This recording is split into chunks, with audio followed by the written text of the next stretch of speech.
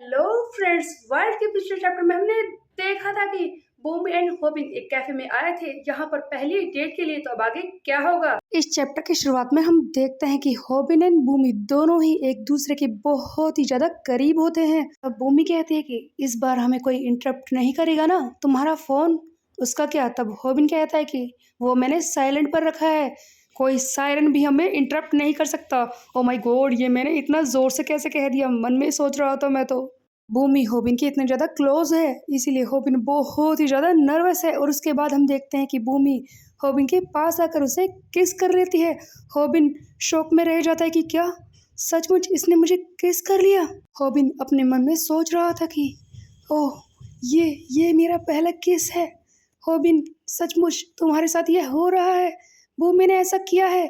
इस वक्त पहली बार जिंदगी में मुझे अपना पहला किस मिला है। भूमि ने ये सचमुच कर दिया। मैं बहुत ही खुश हूँ कि फाइनली ये लम्हा आ ही गया, और वो भी भूमि के साथ।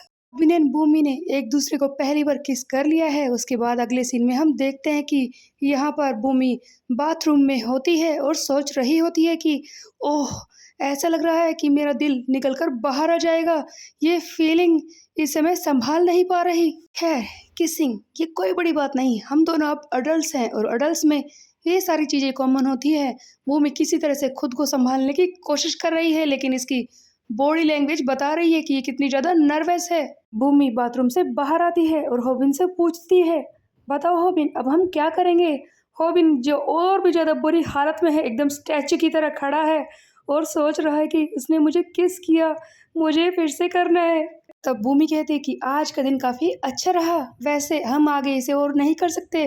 तब होबिन सोचता है कि क्या और नहीं कर सकते? हॉबिन एंड हिज डर्टी माइंड। हम देखते हैं कि दोनों एक जगह पर आ जाते हैं खाना खाने के लिए। भूमि नर्वस है और कहती है कि वो बस मैं यहाँ पर आकर खाना खाना चाहती थी। तब हॉबिन बिना खाए ही कह देता है कि ये खाना तो बहुत अच्छा है। तब भूमि कहती है कि तुमने तो इसे टेस्ट भी नहीं किया।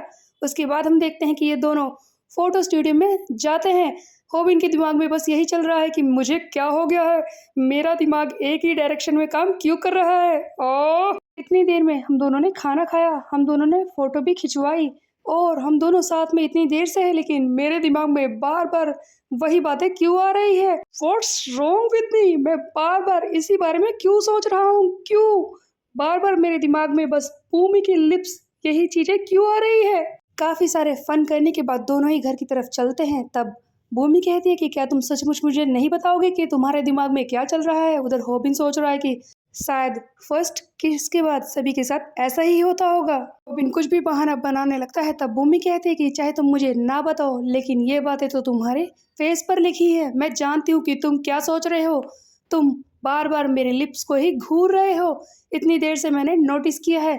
क्या तुम मुझे दोबारा से किस करना चाहते हो? हाँ, लेकिन अब हमारे पास वक्त नहीं है, अब कर्फ्यू लगने ही वाला है, हमें घर जाना ही होगा।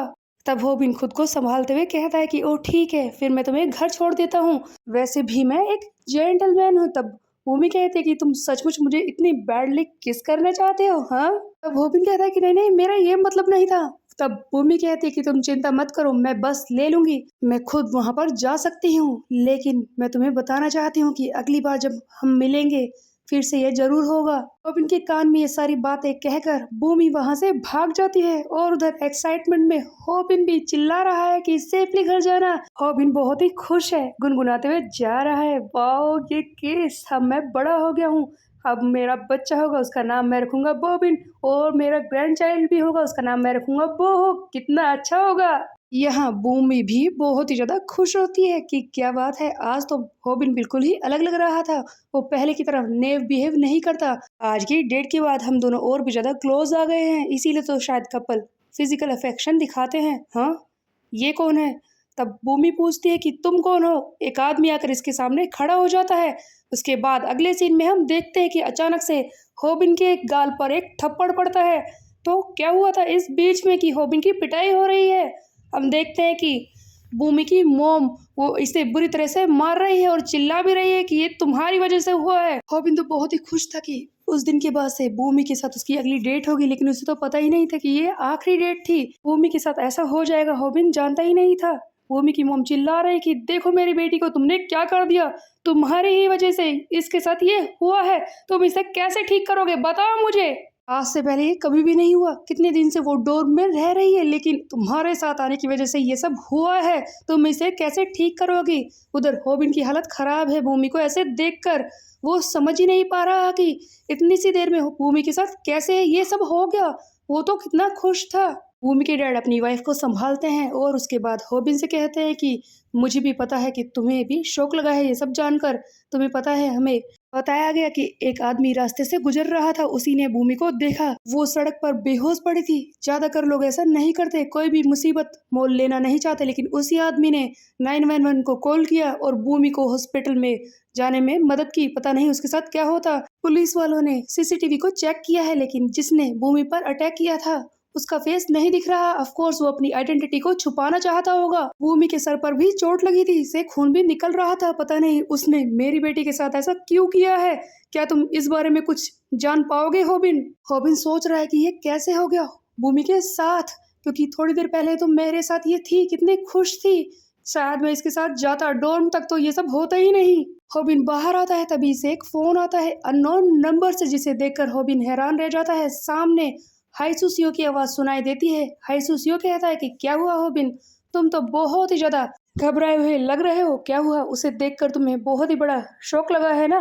वैसे तुम्हें इतना ज्यादा केयरलेस नहीं होना चाहिए था। कभी कभी मुझे ऐसा लगता है कि तुम बहुत ही स्ट्रॉन्ग ओपोनेंट हो, लेकिन फिर भी तुम कभी कभी बहुत ही बड़ी गलतियां करते हो, अपने लोगों को इस तरह से खुला छोड़ देते हो अटैक के लिए। तब होबिन को बहुत ही ज्यादा गुस्सा आता है ये सब सुनकर और कहता है कि तूने ये सब किया है, तेरी इतनी हिम्मत, मैं तुझे जान से मार दूंगा। तब हम देखते हैं कि हाइसुसियो इसका मजाक उड़ाता है और कहता है कि लगता है तू तो गुस्से से कांप रहा है, अपना ये गुस्सा ऐसे ही बना कर रखना, तू मेरे हाथों से मारा जाने वाला है। शायद ये वॉर का ही डिक्लेरेशन है, तो मैं बता दूं कि अपने आप को मुझसे बचा कर रखना। उधर होबिन इतने ज्यादा गुस्से में है कि वो इसी वक्त हाइसुसियो को मारना चाहता है, उसे खत्म करना चाहता है। अगले सीन में हम देखते हैं कि गाइल कहती है कि मैंने सुना था कि होबिन यहाँ पर है, लेकिन वो कहीं दिखाई नहीं दे रहा। तब स्नैपर बताता है कि वो रूम में ही है। भूमि की बातें सुनकर वो बहुत ही ज्यादा अपसेट है। कहीं भूमि एंड होबिन में लड़ाई तो नहीं हुई? हे गाइल, तुम अपने काम से काम रखो, उसे जो करना है करने दो। हम देखते हैं कि होबिन ने किसी को भी ये बात बताई नहीं है, वो चुपचाप अपने कमरे में बैठकर ये सारी बातें सोच रहा था। तभी हम देखते हैं कि होबिन योंग हवांग, असेंबली योंग हवांग को फोन मिलाता है, जो कि जेल में है। तब योंग हवांग कहता है कि मेरा ख्याल पूछने के अलावा रियल बात बताओ, क्या सचमुच वो जिनहोली फिर से वो सारे घटिया काम करना शुरू कर चुका है? हाँ देखो होबिन, तुम्हें उस लड़की की चिंता करने की जरूरत नहीं है, मैंने उसके लिए अपने लोगों को भेज दिया है।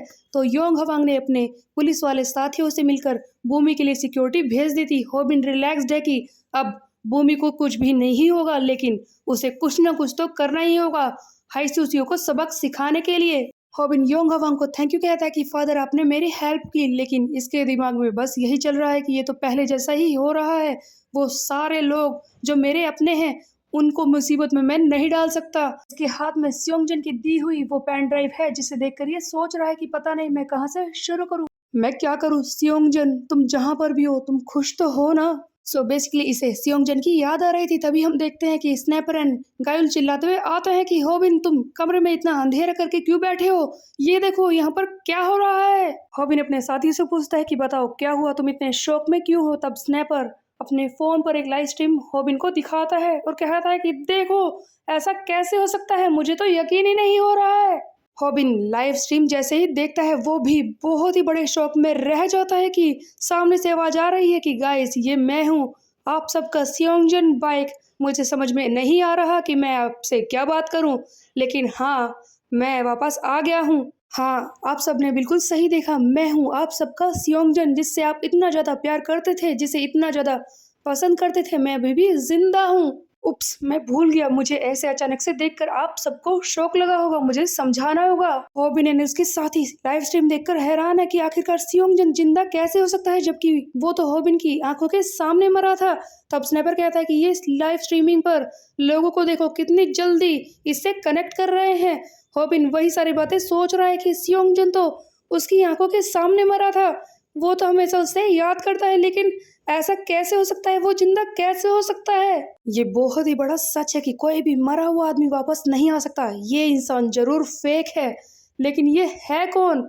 हम देखते हैं कि लाइव स्ट्रीम पर वो जो खुद को सियोंगजन कहता है, वो अपने शर्ट खोल के अपने मार्क्स को दिखाने लगता है और कहता है कि देखो गाइस, मुझे चोट लगी थी, जरूर चोट लगी थी, लेकिन मैं मरा नहीं। जैसा कि आप मेरी बॉडी पर स्कार देख सकते हैं, लेकिन ये बहुत ही बड़ा चमत्कार है कि मैं इतनी ज्यादा चोट लगने के बाद भी बच गया, और मैं इतने दिनों से जापान में छुपकर रह रहा था क्योंकि मुझे ऐसा लगता था कि कोई फिर से मुझ पर आकर अटैक कर सकता है। सो बेसिकली यहाँ पर दिखाया ये जा रहा है कि एक पर्सन खुद को सियोंगजन बाइक बताकर लाइव स्ट्रीम कर रहा है और कहता है कि मैं जिंदा हूँ और इतने दिनों से जापान में छुपकर रह रहा था, लेकिन फाइनली मुझे रियलाइज हुआ कि दुनिया से मेरा बहुत ही स्ट्रॉन्ग कनेक्शन है और मुझे सामने आना ही होगा, और मैं वापस आ चुका हूँ। हॉबिन कहता है कि ये तो बहुत ही बड़ा झूठा है, इसकी ये फिल्मी वाली एक्सप्लेनेशन, इसे देखकर तो सारे लोगों को शक जरूर होगा। तब गायुल कहते हैं कि नहीं हॉबिन, तुम गलत सोच रहे हो, देखो कितने सारे लोग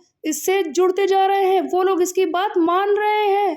तब स्नैपर कहता है कि इसके सब्सक्राइबर बढ़ रहे हैं, ये तो होना ही था। वैसे भी सियोंगजन को मरे हुए ज़्यादा दिन नहीं हुए हैं और उसके चैनल पर हमने वो लाइव स्ट्रीम अपलोड की थी जिसमें हमने जिनहोली के खिलाफ सबूत रखे थे और उसे पीटा भी था।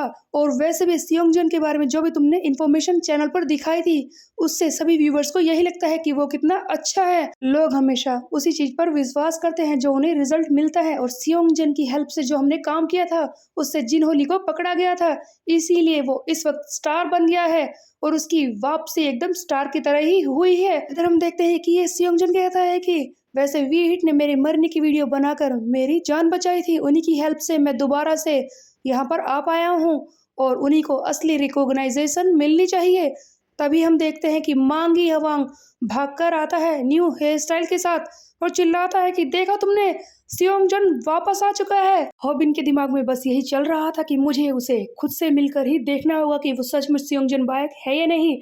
उधर मांगी चिल्ला रहा है कि मैं भी अब टॉप कंडीशन में हूँ, हम लड़ने को तैयार हैं। तभी हम देखते हैं कि स्नैपर मांगी को बताता है कि रूमी कह रही है कि इसकी अपने बॉयफ्रेंड से फाइट हुई है, लगता है वेंगक के साथ जरूर कुछ ना कुछ हुआ है। रूमी यहाँ पर वेंगक से लड़कर बैठी है और मुंह फुलाकर बैठी है। तब गायुल कहते हैं कि तुमसे यहाँ पर आकर इस तरह से बैठने को किसने कहा था?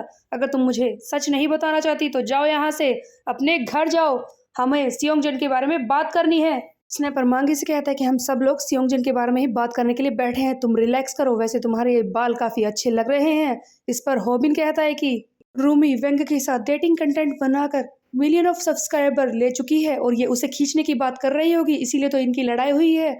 सो बेसिकली यहाँ पर ये अपने बाकी साथियों को इकट्ठा करने की कोशिश कर रहा था ताकि सारे साथी मिलकर सियोंगजन के लिए बात कर सकें कि आखिरकार वो सच में है या नहीं। सो बेसिकली हॉबिन ने अपने सारे साथियों को बुलाया है सियोंगजन के बारे में बात करने के लिए, लेकिन कुछ लोग आए हैं और कुछ लोग नहीं।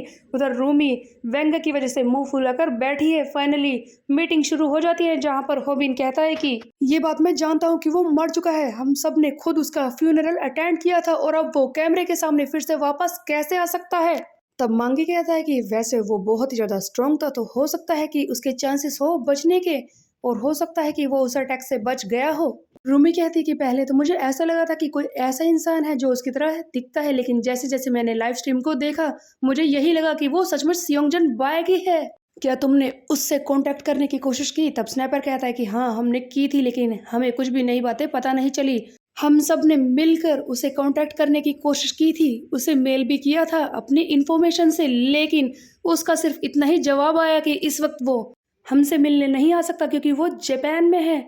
ऐसा लगता है कि वो इंसान हमें अवॉइड करने की कोशिश कर रहा है, इसके अलावा हमें कुछ भी नहीं पता उसके बारे में। तब रूमी कहते हैं कि क्यों ना हम इस बात को ऐसे ही जाने दे, हो सकता है कि वो सच बोल रहा हो, वो सियोंगजन बायक ही हो। अगर हम उसकी इस बात को भूल जाए कि उसके साथ क्या क्या हुआ है, तो उसने हमारी जिंदगी को बहुत ही ज्यादा बेकार बना दिया था, उसने हमें काफी परेशान भी किया था, और हम उसके बारे में इतना ज्यादा क्यों सोच रहे हैं। गाइल कहते हैं कि हाँ ये बात तो सोचकर मुझे बहुत ही ज्यादा अनईजी फील हो रहा है कि फिर से हम अपनी जिंदगी में उसे इन्वाइट कर ले, लेकिन हॉबिन को इन सारी बातों पे कोई भी यकीन नहीं है। उसके हाथ में वो पेन ड्राइव है और वो जानता है कि सियोंगजन बायक मर चुका है।